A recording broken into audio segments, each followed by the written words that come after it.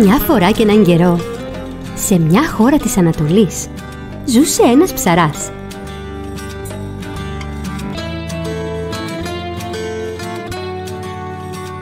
Κάθε μέρα πήγαινε για ψάρεμα πολύ νωρίς το πρωί.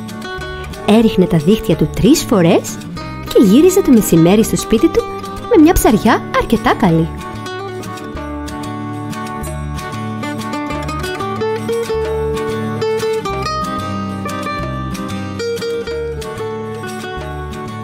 Μια μέρα, όπως όλες τις άλλες, ξεκίνησε για την ακρογιαλιά. Έφτασε πριν χαράξει. Έβγαλε τα παπούτσια του, μπήκε στο νερό και έριξε τα δίχτυα του. Τραβώντας τα ένιωσε πολύ βαριά και πίστεψε πως είχε πιάσει ένα μεγάλο ψάρι. Με απογοήτευση όμως, είδε πως ήταν μια πλαστική γαλότσα.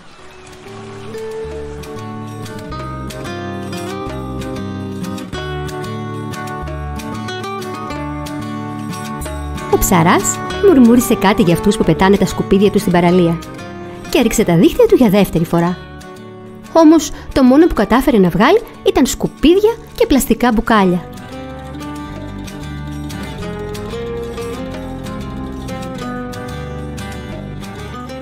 Ο ψαράς πέταξε τα μπουκάλια στον κάδο ανακύκλωσης, επιδιόρθωσε τα δίχτυα του και τα έριξε για τρίτη φορά. Μόλις ένιωσε το γνώριμο βάρος, τα τράβηξε και να αντικρίσει ένα χρυσό μπουκάλι, πανέμορφο, σκαλιστό και πολύ βαρύ.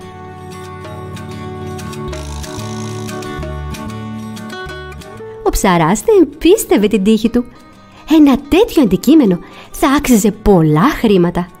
Σίγουρα πολλά περισσότερα από ένα καλάθι ψάρια.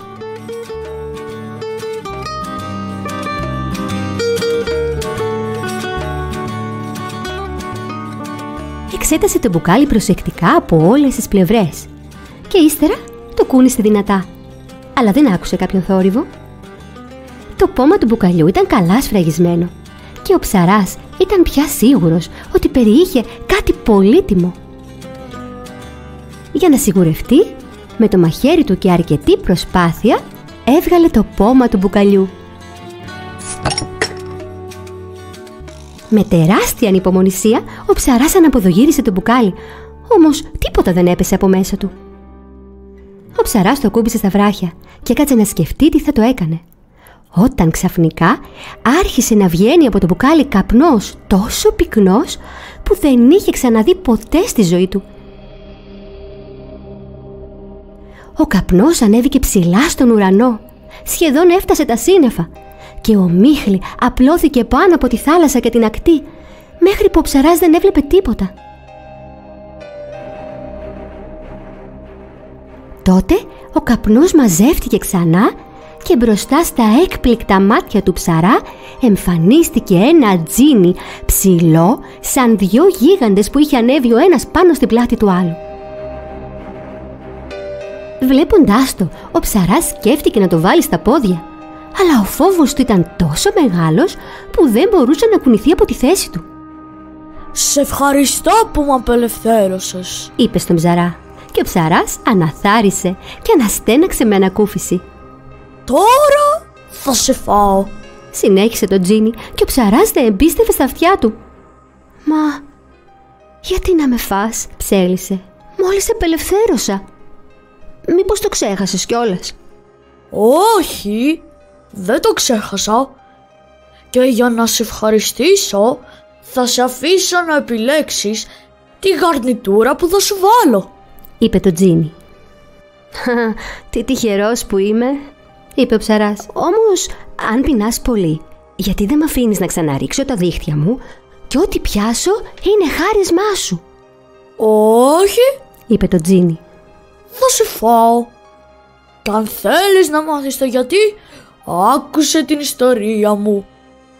Πριν από 1000 χρόνια και βάλε, ξεκίνησα μια επανάσταση εναντίον του αυτοκράτορα τον Τζίνι.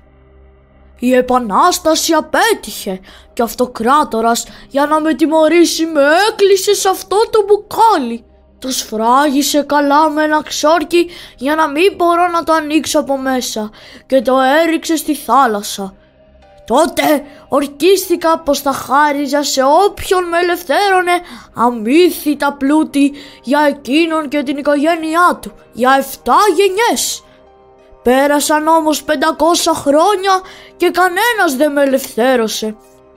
Τότε ορκίστηκα πως θα εκπλήρωνα για το σωτήρα μου 3 ευχές, αλλά και πάλι κανένας δεν εμφανίστηκε. Πέρασαν άλλα 500 χρόνια και είχα τόσο πολύ θυμώσει μέσα στο μπουκάλι που ορκίστηκα πως αν κάποτε κάποιος με ελευθέρωνε θα τον έτρωγα. Κατάλαβες? «Κατάλαβα», είπε ο ψαράς, μην μπορώντας να πιστέψει την κακοτυχία του. «Ωραία, μην καθυστερείς λοιπόν. Διάλεξε τη γαρνιτούρα σου».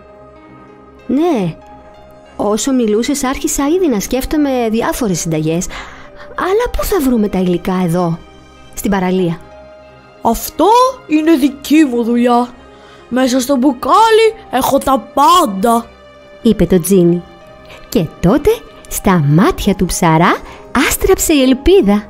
«Εντάξει», είπε, «αφού πρέπει να τηρήσεις τον όρκο σου, ας με φας.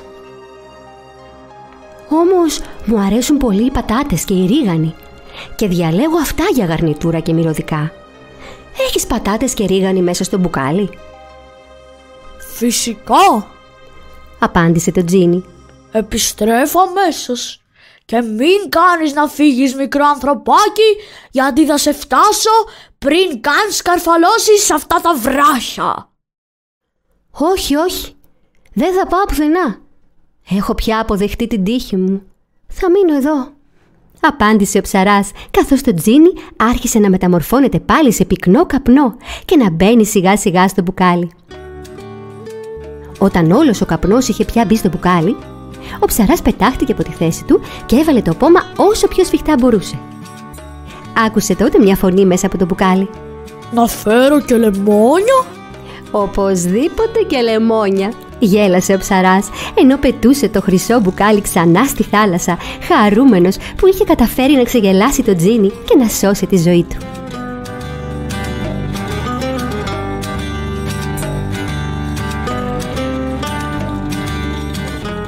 Για να ειδοποιήσει τους άλλους ψαράδες αλλά και τους επισκέπτες της περιοχής, ο ψαράς, δίπλα στην ταμπέλα που έγραφε «Προσοχή, όχι σκουπίδια στις ακτές», έβαλε άλλη μία που έγραφε «Προσοχή, θυμωμένο τζίνι σε μπουκάλι».